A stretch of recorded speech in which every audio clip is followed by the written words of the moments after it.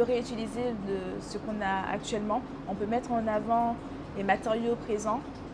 On peut se servir en fait de notre histoire et la mettre en avant.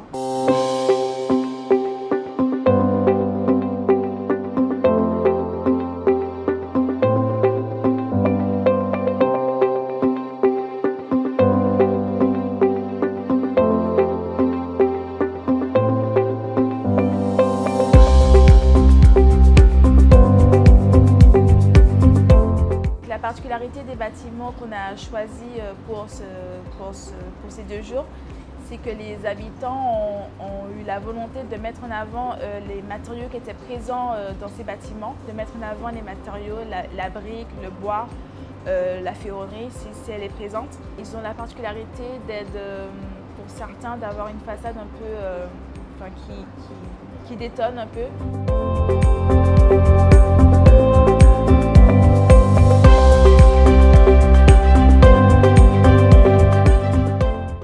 La particularité de Fort-de-France, on y retrouve une architecture assez évolutive.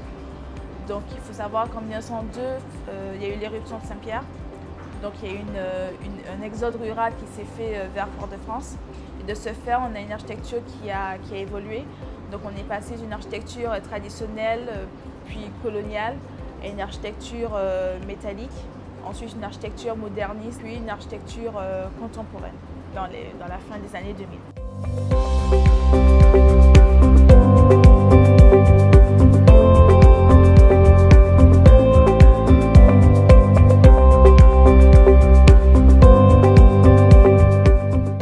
Le patrimoine durable, donc du coup c'est le thème des Journées européennes du patrimoine. Pour nous, ça nous évoque la volonté de durabilité, donc dans le temps, de conservation de ce patrimoine qui est présent aujourd'hui à Fort-de-France.